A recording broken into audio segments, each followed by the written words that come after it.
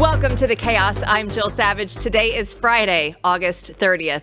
Swing states Michigan and Wisconsin have declined to remove Robert F. Kennedy Jr. from their ballots this November, despite him withdrawing from the race. So here to discuss is Matthew Peterson, editor-in-chief of Blaze News, and Cleta Mitchell, Conservative Partnership Institute senior legal fellow and founder of Election Integrity Network, the national hub for communication for citizens dedicated to protecting American voting systems. And we know we all need that, Cleta. So thanks for joining us today. So why are these states refusing now to remove RFK Jr. from the ballot? Well, it's very simple. They're trying to help the Democratic ticket. And so in Wisconsin, they were fighting hard to get, as you say, to get Jill Stein off the ballot because they know that she draws votes away from Kamala Harris. And amazingly, the state Supreme Court agreed that Jill Stein could remain on the ballot, but they are refusing to remove RFK Jr. from the ballot in North Carolina, in Wisconsin, and in Michigan. So they're playing fast and loose with the rules, as we knew they would, and it makes it harder. Just every little bit makes it that much harder. Cleta, earlier this week in Texas, Attorney General Ken Paxton has issued this legal voting tip line. I wonder what you thought of that, and maybe you could tell us some more developments going on in the state of Texas. Look, I don't think he realizes how many tips he's going to get, because I can just tell you that I get things from people all over the country all the time about problems. But I'm hoping that because he has a big staff, that one of the things that I hope that he will be able to investigate are the reports like I get of big groups of illegals being taken into driver's license agencies with by people who have a sign that says interpreter, and getting people driver's licenses or other identification. And we all fear that they are in the process of actually getting them also registered to vote, because people at the DMVs have been so conditioned for 30-something years that they are supposed to register everybody who comes into the agency to get a driver's license. And so it's a very real problem. It is also true at the agencies that give out public benefits, because that's also under the federal law for 30 years, but also with the Biden executive order that says that every federal agency has to register and give voting materials to people, even if they're illegals. I have a whistleblower complaint from a U.S. Marshal from a Texas federal detention facility, where he sent to me a file that is an example of what the Department of Justice has told the entire federal marshal service, that they have to give they have to register people to vote, even prisoners, and they have to give them voter education materials, which tells them how to vote.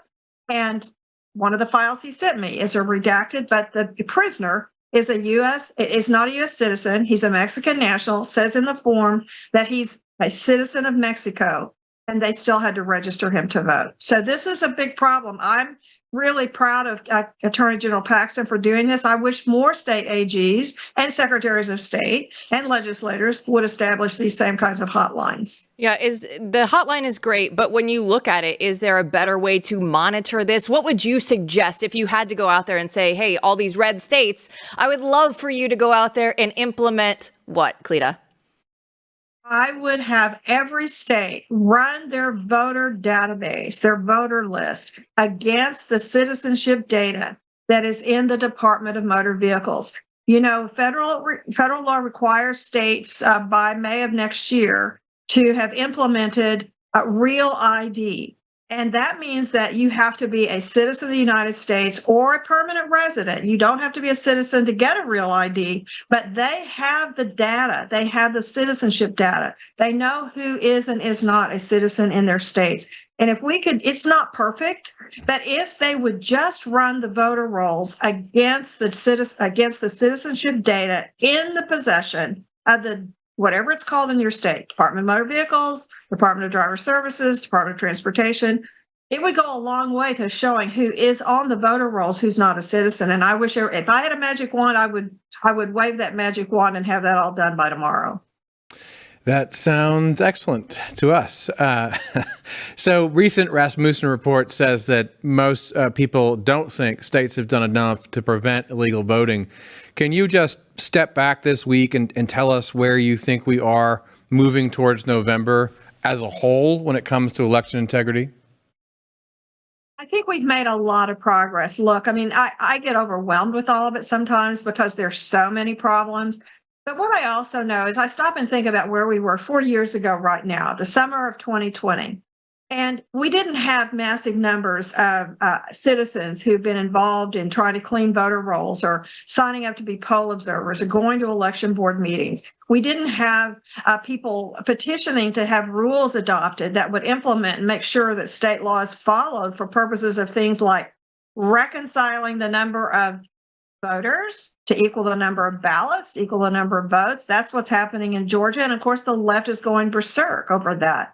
But we have now citizens who've made so much progress with state legislatures, with election officials and all. And we have people like you who are covering and asking questions about this issue. 4 years ago, we didn't have any of that. So look, we're not going to unwind billions of dollars that the left has spent changing our voting system. We're not going to do that in 3 years. But what we can do is what we've done, which is get lots and lots of patriots involved all over the country. And I really believe that we're making a difference. And I will say this, anybody who says, well, my vote doesn't count, I'm not going to vote because it's not perfect. Well, I just say, then you don't love America.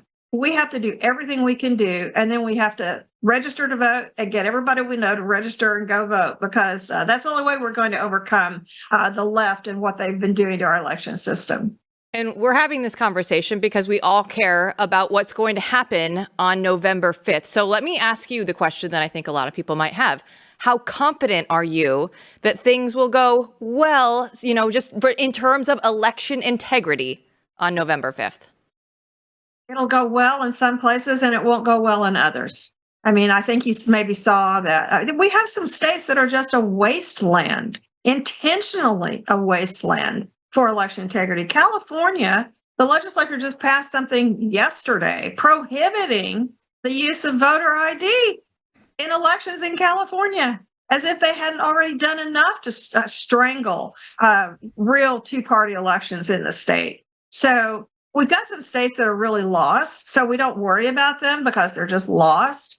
But I think in the rest of the country, I am confident that we're making a difference. There still is a long way to go, but I'm very confident that everybody's involvement and engagement. And I will say this, if people want to help, if they want to be engaged to try to help, go to our website, www.onlycitizensvotecoalition.com. That's onlycitizensvotecoalition.com. We are having a national Only Citizens Vote Week, the week of September 15th through 20th. We want to remind everybody that it is illegal to vote in American elections if you're not a U.S. citizen. And we want to highlight that because that's the week that we celebrate National Constitution Day and celebrate the fact that we have this precious right to vote. And if you're a citizen, you must register, you must vote. But if you're not a citizen, you best not be voting in our elections. So people need to sign up, get involved. We have lots of resources and telling people what they can do in their home counties. Well, Cleta, we're going to take some of that confidence into the weekend. Thanks so much for the update. Thank you. Thank you so much. Chris Bedford will join us to break down Kamala Harris's first big girl interview next.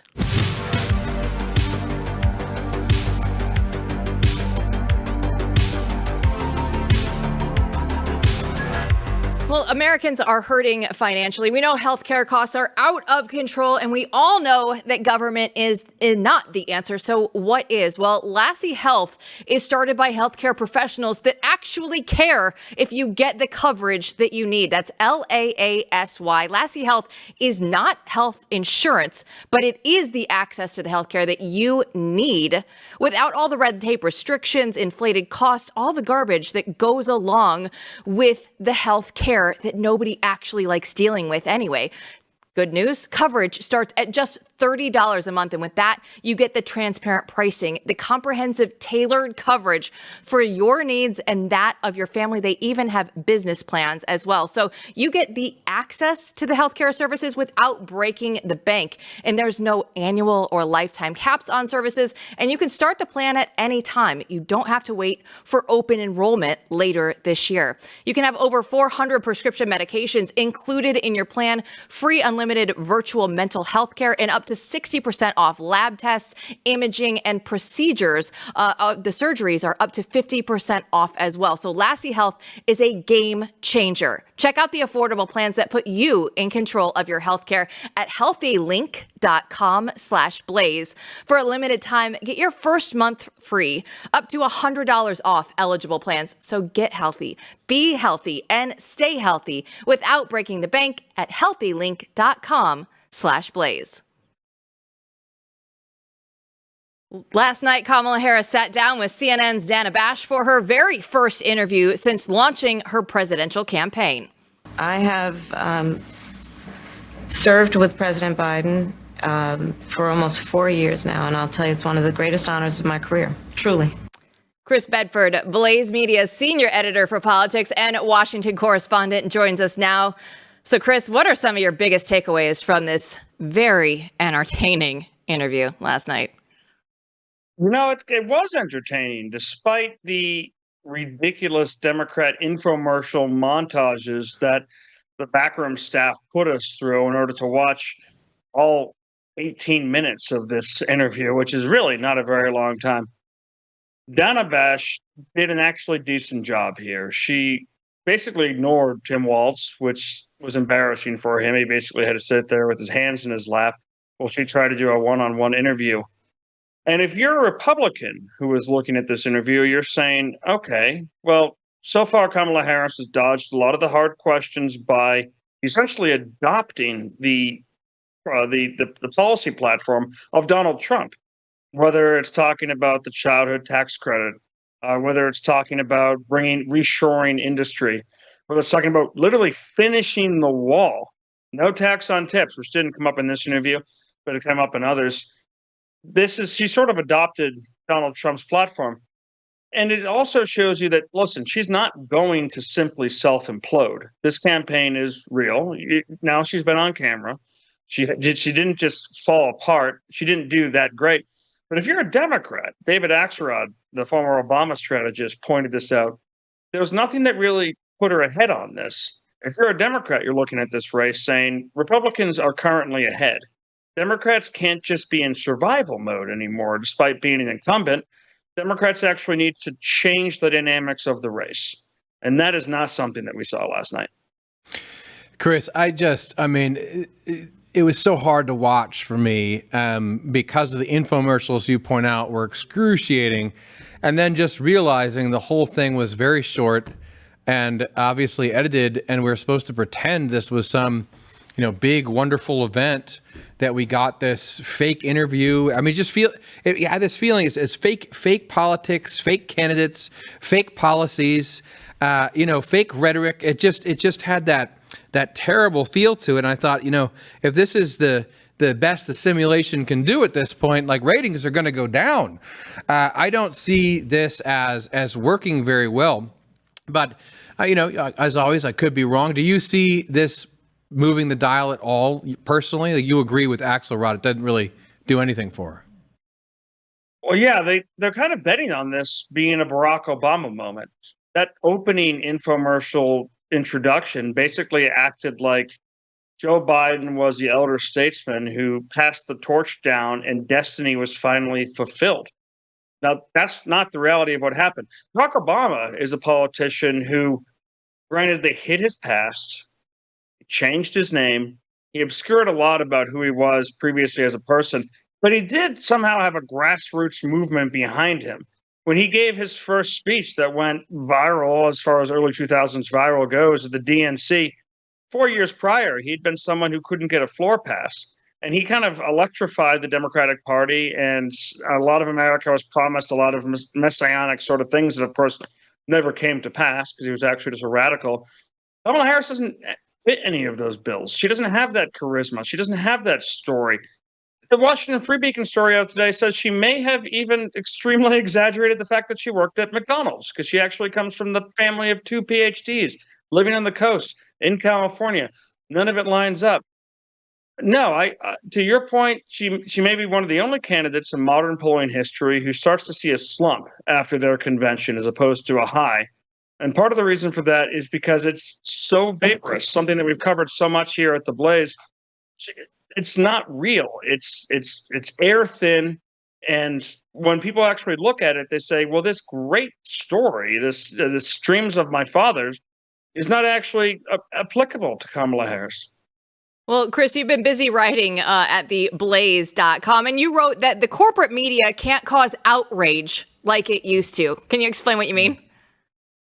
Yeah, so, when we remember those 4 years of Donald Trump, it was outrage every single day. There was some kind of scandal. There was some moral imperative that was being violated every single day. Well, it turned out that most of that wasn't true. And if you ask your neighbors, your Trump-demented neighbors or your relatives, hey, what was going on with this? Do you remember why you hate Donald Trump? They can't really, aside from J6, which they love, they can't really point to anything because there's nothing that was actually rises to that level. So many things were inflated. I remember seeing reporters who I personally know and I've had beers with and I've worked with on these different channels saying, well, Donald Trump is weakening NATO and destroying our global alliances by saying they have to meet their treaty obligations. Completely fake stuff from people who know nothing. And it was being pushed all the time, which is why no one can remember it.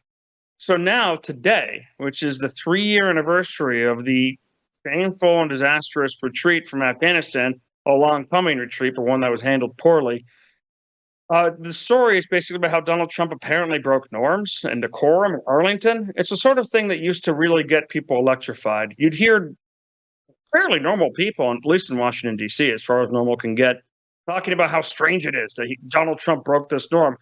But I just don't think anyone's buying it anymore. It's faded into white noise. They've called wolf so many times that the town is no longer listening. Chris, in your other opinion piece at theblaze.com/Bedford, where all of you can go get this newsletter, get this stuff delivered to your box every day. In your other opinion piece, you talk about Harris and Walz dancing to a Republican tune. What do you mean by that? I mean, all the different policy things that they've taken on. So the Democrat policy is extremely unpopular. People don't like unmitigated immigration. People don't like illegal immigrants streaming over the border, young men by the millions. People in Aurora, Colorado, an extremely liberal place, don't like to have their apartment buildings taken over by foreign gangs. And then to have their governor say that they're making stuff up and it's in their imagination. People don't like not being able to afford their groceries. People don't like the lockdowns. People don't like the different Democratic policies. So what Kamala Harris has had to do, despite being a West Coast liberal who's got among them literally the most liberal voting record of any senator when she was in town, she's the one who introduced me to what a trans flag was. I'd never seen it before. I had to Google it when I saw her office back when she was in the Senate. In order to become popular, she's had to embrace a lot of what Donald Trump now stands for and what Donald Trump is now talking about, which is kind of, if you look at it, Donald Trump's platform is not that dissimilar from 1990s Bill Clinton or John F. Kennedy or previous Democrats who, when they actually were a party of the working class and pushed back against a lot of the corporatist stuff that you see in the GOP previously in the Democratic Party right now, that's what he is. And Kamala Harris, in order to try and win, is pretending to wear that skin suit. Well, Chris Bedford, enjoy your holiday weekend. Stay away from all the rainbow flags out there, and we'll see you back here next week. Can't wait. Nancy Pelosi tries to deflect blame for January 6th. Steve Baker will explain why the former Capitol Police chief won't let her. Coming up.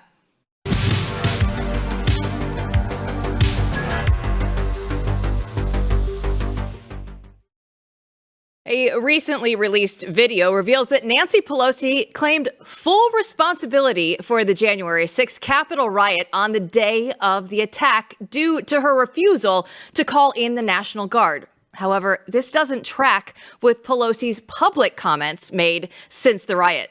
Steve Baker, Blaze News investigative reporter, joins us now to break this all down. So, Steve, take us through the story. What actually happened here? Well, it's not any more complicated than in the aftermath of the violence that began on January 6th. Nancy Pelosi is being filmed on location for a documentary. Now, some people try to create a conspiracy theory out of that. But January 6th is a significant constitutional day. It was a significant day of our the processes of our republic. And so her daughter was there filming a documentary, and there's nothing nefarious about that whatsoever. But in the process of what happened that day, they caught some pretty interesting details of the mindset of Nancy Pelosi, if we can call her process a mindset at all, because she did contradict herself. At one point, she tried to take the blame for not having the National Guard out there. And then she immediately turned on a dime and then started blaming former Capitol Police Chief Stephen Sund for not having the National Guard there. We know that 3 days in advance of January 6th, Sund specifically asked for permission to do that. Now, this is a very interesting part of what he was up against at the time. And I think some of these laws and some of these rules have changed, but there was literally an impossibility for the chief of police at the time to order or approve the National Guard. He had to go through the sergeants at arms. That would be the House Sergeant of Arms, Paul Irving under Nancy Pelosi, and Michael Stenger on the Senate side. And then also had to get the approval of what's called the Capitol Police Board, which was the two sergeant at arms, and also the architect of the Capitol in order to do that. He could not do that on his own. So not only did he request for it 3 days in advance and was denied by the House Sergeant at Arms, Paul Irving, because he said that Pelosi would never go for it. Now, we know a little bit more about that through our investigations in Blaze News, which we're going to be revealing soon, is that on the day itself, the reason why it took so long for that deployment is because this was actually sent all the way up to the DOD, the Pentagon. We are aware of, and we have testimony from someone that is going to go on the record with us and tell us what happened on a teleconference call inside the Pentagon at 2 o'clock that day, where the actual phrase was hatched, "We don't like the optics," meaning we don't like the optics of the National Guard being at the Capitol. It's really astonishing when you think, especially about the rhetoric we've heard over the last few years. So I want to go back though to this Capitol Hill Police Chief Sund.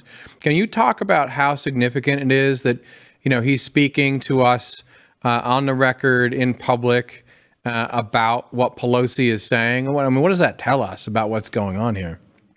Yeah, Stephen Sund is somebody that myself and Joe Hanneman have had the opportunity to speak to on many occasions, actually. And as a result of our investigations into the Capitol Police, we have a tremendous amount of on the record and off the record testimony or statements from him. And then, of course, he had a brilliant interview with Tucker Carlson back several months ago that I think everyone should see. It really gives us a lot more insight, not only into what happened that day, what he was up against, the rules that he was up against, but he also has a book on that. Let me give you just an example of how absurd some of these rules were that he had to navigate, these arcane rules. If for instance, these House Sergeant at Arms, Paul Irving at the time, had given him permission, but it was denied by the Senate Sergeant of Arms, the National Guard can only defend one half of the Capitol. And I'm not kidding. He elucidates that and goes into great description about that in his book and some of the other arcane rules that he had to navigate when he should have had the authority to just call out all the protective sources and forces, rather, that he needed. And so as a result, while he was waiting on the National Guard, he was calling the Virginia State Police, the Maryland State Police. He was going all the way to Pennsylvania. He was calling in other law enforcement. He ended up building a coalition of some, I think it was near 1,500 other law enforcement officers from different agencies in the region to come in. And they actually had the Capitol secure before the National Guard ever arrived. So, Steve, who was up the chain on January 6th as it relates to the late deployment of the National Guard? Our investigations are pretty clear. I originally thought back in February of 21, my second article that I wrote about January 6th was actually entitled "Who's Up the Chain?" And that is That was a mistake I made at the time. I assumed that it was Pelosi and McConnell because that's who the sergeants at arms would call. But as it's turned out, as I said earlier, we have found out that this call then went to the Pentagon itself, and it was squashed. And we're going to reveal that there was a coalition of generals that were on this call, 3 or 4 of them. In fact, we have their names, and that on that call they were answering to and following the orders of then Mark Milley, who was, of course, the chairman of the Joint Chiefs of Staff. Great work, Steve. I think you and Joe Hanneman are doing a great job. Capitol Police Chief Fires Back is the name of the article, and you can find it at theblaze.com. But before we say goodbye to Steve, we have to ask where you're at this week. As always, I always want to know when people are Where in the world? Roaming abroad, not only where in the world, but are we getting our money's worth? And I know we usually do. So tell people where you are and what you're up to. I'm in Minneapolis right now. I was in Chicago last Friday when I was on Blaze News Tonight, but I am in Minneapolis at this time, and we are working on a story right now as it relates to basically what is the fall of the destruction of a great American city. I actually lived here 30 years ago, and I am appalled at what has happened to this city post George Floyd, post COVID. And we're actually working with and getting testimony from several prominent businesses and business owners here in the city talking about the depletion and the eradication of billions of dollars of cash flow and resources that used to come into this town. And of course, there's also the underlying element of the fact that now fully 1/3 of the population of this city are Muslims, and 100,000 Somalis here in this city. So it's a very interesting story that we will be bringing out very soon through the Blaze. Steve, are you happy, healthy, no thoughts of harming yourself? You said a lot there in that interview, so I want to give you an opportunity here to just make sure that you're feeling okay. This show right here is one of my dead man switches. So there you thanks go. for having me on and allowing me to keep getting this information out. There it is. Steve Baker, always with the latest and greatest. Thanks so much for your time. Thanks, Jill. An immigration expert sounds the alarm after Biden resumes flying illegals into the country. You don't want to miss this. Next.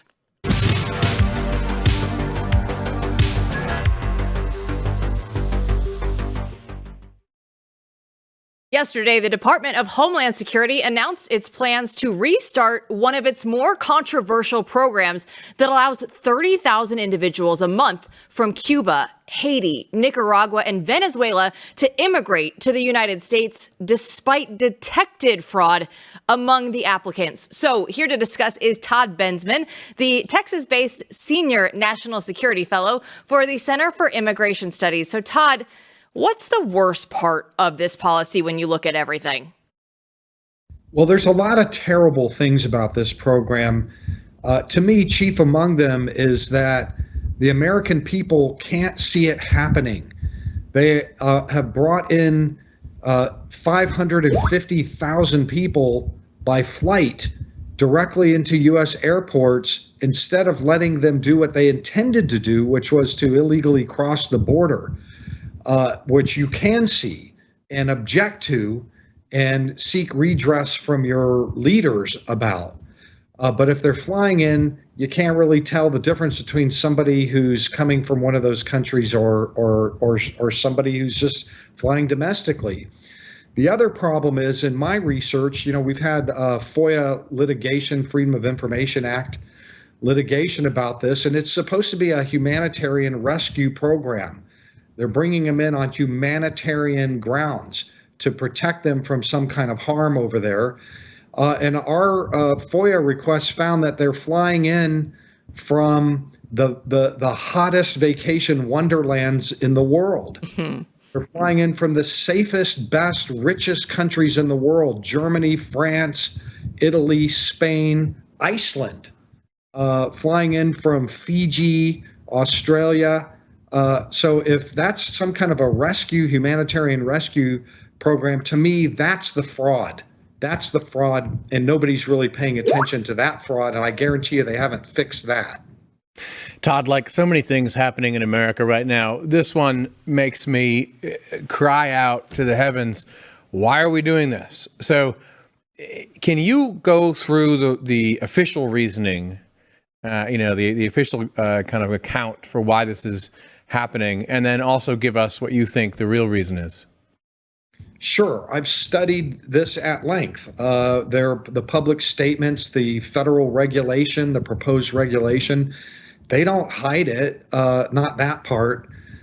They say that this is a way to decongest the physical land border, where you have just hundreds of thousands illegally crossing. So they're saying, hey, listen, instead of crossing illegally and adding yourself to this massive population crossing that way, why don't you just apply online for a flight and we'll approve you and you can fly in and save all the smuggling money. It's to decongest the border. They also say that if they can prevent people from using smugglers to get to the border, then it's safer. And that complies with their safe, orderly, humane mass migration policy. It's not to block, stop, and deter like normal countries and normal governments. It's to usher them in a safer, more orderly way. And that's just way outside any kind of norm at all. This whole program also has not been approved by Congress. You can't just create an admissions program for immigrants abroad this size and not have congressional approval, and that's exactly what they did.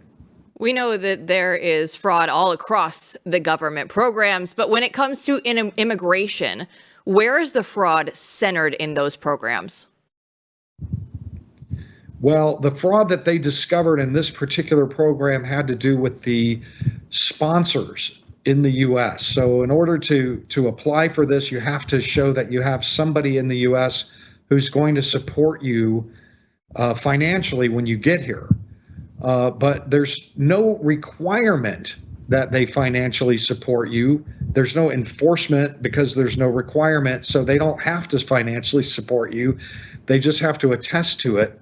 And it turns out that huge numbers, big percentages of the people putting themselves down as sponsors are basically selling their names to, 10,000 people at once, or 10,000 people are using the same guy. Hundreds that are using people that don't exist or who are dead. So it was the sponsorship part of this that was riddled with fraud. They claim that they fixed it, but I'm telling you, nobody is addressing the fraud that is the underlying premise of the program, which is that it's a humanitarian rescue program, and they're bringing in people from, France. Give me a break. That is truly, truly insane. How many people recognize that it's insane? Is anyone doing anything to stop this? No, listen, I work for the Center for Immigration Studies. We're the only ones that put that report out. We have the data, the government. We had a year-long court battle with U.S. Customs and Border Protection. They would not tell us the departure airports. Finally, we settled with them because it was just going on and on and on. They would not give it, and we found out why. It's because we got a list of the countries they're flying from, and those are not places that anybody needs rescuing from. And that's the problem with this. We put that report out. It's out there at CIS.org under my name. You can find Todd Bensman. That report, it shows all the countries they're flying in from. It's ridiculous. One of the big immigration stories was the Venezuelan gangs taking over an apartment complex in Colorado. But their governor there is Jared Polis, and he says that this is a figment of a councilwoman's imagination, Todd. So, I mean, is this story, is it even real? Are we all just making this up in our heads? Well, my understanding is that there's video out there. I've seen the video. Somebody saying that it's doctored or photoshopped or something, but it's not just Aurora. It's Dallas, Texas. There are other cities that are reporting in their regular mainstream newspapers that there are these big problem areas that have developed, cropped up, involving that gang from Venezuela that are conducting large amounts of crime and criminal activities and racketeering and threatening and killing people in these neighborhoods. So it's not just Aurora; it's happening in other neighborhoods. I haven't, show me something that indicates that neighborhood and that apartment building is completely peaceful and tranquil and will go away. Todd, this is something that I'd love to hear even more from you about right now. I mean, people are just beginning to understand that in places throughout the country you would never have imagined, there are violent criminals and gang members appearing out of the blue. This also happened just recently where my relatives are from in Western New York, when they picked up a guy who had murdered over 20 people, right? Outside of, I believe, the Town Square Mall where I used to go on dates. I mean, this is a rural almost part of the country, and it's happening all over. Can you explain more how that happens and why it's happening now as opposed to in the past? Sure.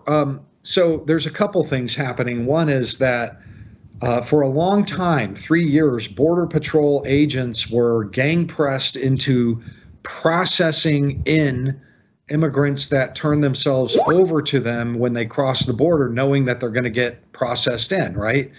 So there's no Border Patrol manning the line anywhere else. And the ones that can't turn themselves in, typically because they have criminal histories or they've been deported a bunch of times, or they know they've got something that's going to get found out when they go through the fingerprint check or whatever, they're running through and getting through 2 million gotaways, a very high percentage of criminality in that pool. That is a very contaminated pool. The gotaways, the ones that get through, and there are millions of them. Those are the people that you least want to be in your country, because there's a very high probability that they are going to be violent criminals or just criminals, period. So that's why you find out after somebody gets murdered that the guy that did it had been deported 6 times already and was under a removal order already. He probably just ran through the gaps that were left behind by Border Patrol while they were processing in the ones that don't have criminal records. Not yet, anyway. Yeah, and we've read way too many of those headlines. Todd, thanks so much for your time today. We really appreciate it. Anytime. Thank you. Some celebrities are actually coming back stronger after getting canceled. We'll tell you who. Don't go anywhere.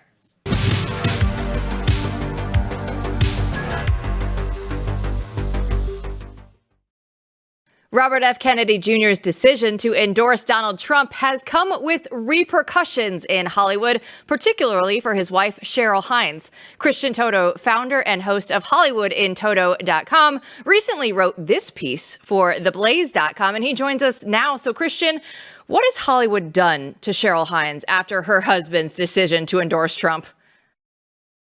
It put her in an awkward spot. That's the best scenario. But, according to the Hollywood Reporter, which is a real Bible of the industry, they said that she could be shunned by her peers for doing what she did, which is just supporting her husband. She's not even a Trump fan. She's a liberal actress, but that isn't enough. The whole guilt by association situation is going to kick her pretty hard. We'll have to wait and see how many gigs she gets in the coming months. And heaven help us if Trump wins in November. She might be in a bit of a pickle when it comes to finding new work. Has she or anyone else responded publicly to these criticisms? And could you elaborate on how it's sort of like a threat, right? That she's being almost threatened that they're going to cancel her. Is that right? Yeah, I mean, when the Hollywood Reporter says something like that, they're not just making it up out of thin air. They understand the industry well. And also Bradley Whitford, the actor who you've seen his face a million times, he was in Get Out, maybe most famous for The West Wing, really excoriated her on social media for daring to support her husband, who happens to now support Donald Trump. So it's that kind of pressure, which no one wants in the industry. Listen, I mean, she's 58 years old. It is very hard to be a woman of a certain age in Hollywood. It's a very brutal industry. Looks are everything. It's a very, if you don't appear a certain way, you could get punished. So that alone puts her in harm's way career-wise. And now this. Now, we'll have to wait and see how everything plays out, but it's just the way the industry works. There's such a lack of tolerance. I mean, just ask Kevin Sorbo and James Woods, veteran actors who no longer work within Hollywood because they're conservative. And now the only thought crime you need is to be supportive of someone who is supportive of Trump. That's how crazy the business is. Yep. And Christian, you wrote a piece on 5 celebrities whose cancellations actually made them stronger. So who's on that list? Yeah, it's really fascinating. Morgan Wallen, Barry Weiss, formerly of the New York Times, Megyn Kelly as well. They just things look bad for them. I mean, they were fired or canceled or somehow their careers were in jeopardy and they came roaring back. This was a product of the left. For Megyn Kelly, they never liked her. She worked at Fox News, and when her ratings were going down, and she said something fairly innocuous about little children going in blackface years and years ago for Halloween when they wanted to dress up as a character, and they used that to get rid of her. And it looked bad for her. Any association with race is certainly terrible, professionally speaking, but she came roaring back. I mean, she is an absolute success story now. And even Morgan Wallen, who his crime was using the N-word off camera, not against a person of color and not in a vicious way. And his career collapsed overnight. But I think the fans understood he was sorry, that he didn't really speak to what he felt in his heart. And he's one of the biggest stars in the planet, maybe not named Taylor Swift. What are some of the lessons, Christian, you'd take from these stories? Because I really like the list that you have here. I mean, these are people who are incredibly successful now. And how do you think they won? I mean, is there a formula or is there any theme that jumped out at you? Don't give up, persevere. And Shane Gillis, who I also included in that article, when he was canceled by Saturday Night Live, he could have just faded to obscurity and no one would excuse him for it because that's such a major public shaming. It's like the peak of your career just taken out from under you. But he just kept working. He kept telling jokes. He stuck to YouTube and the stand-up comedy stage and thought, let me just trust my fans that they get me, they understand me, they appreciate my humor. And it worked. And then eventually Saturday Night Live had him guest host the show, which is the ultimate we screwed up moment in Hollywood for sure. So I think it's perseverance. I think it's sticking to your talent, having faith in your abilities. That all matters. And this isn't an easy road to come back from. And I wouldn't blame any of these people if they weren't able to survive, but they did. And I think all the power to them.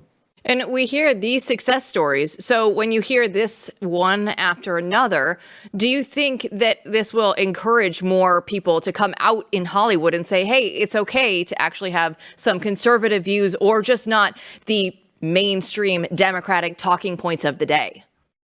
You would think it would, and maybe on some small level it could, but we're not there yet. But, a lot of the people that I speak to who have been canceled, like Gina Carano, even Tyler Fisher, the comedian, the people who have really run against the narrative, they've come out better and stronger and more popular and more empowered. They understand that they went through something that was terrible and that now they've got new fans, a new fan base, new revenue streams coming in. So all those things do work out, but it is a very scary process. Gina Carano has been very open about how tough it was for Disney to fire her. I mean, she was on the cusp of superstardom and they wouldn't give her own TV show. And then nothing happened after that. And if it wasn't for the Daily Wire kind of reaching out to her, letting her star in a movie, who knows where she'd be right now? And of course, now she's suing Disney for that firing. But yeah, it's not easy. It is tough because it looks tough, and you really have to have faith in yourself and your abilities. Christian, two data points to consider briefly. One is, it was striking that to me and to you and many others that there were no real, large gaggle of A-list celebrities at the DNC. I found that very interesting. And then the other big picture data point from the last, few months is we were just talking about Heinz because RFK is supporting Trump and Tulsi Gabbard is supporting Trump. So I wonder if you see any other signs that there is a shift where it's become okay for the independents, right? Which is how you could describe a Barry Weiss or maybe a Rogan to move towards Trump now. Is that something you see in entertainment? Well, to the first point, I think with the DNC, there was definitely a sense now, and even Zach Galifianakis, who was so good in the Hangover films, talked about maybe this isn't the best time for these celebrities to step forward, because a lot of ordinary people, blue collar Americans, are suffering right now. And to have these people with their fabulous wealth and glamour and everything on their side speaking up for the Harris Waltz ticket, maybe not a good look. So there's that for sure.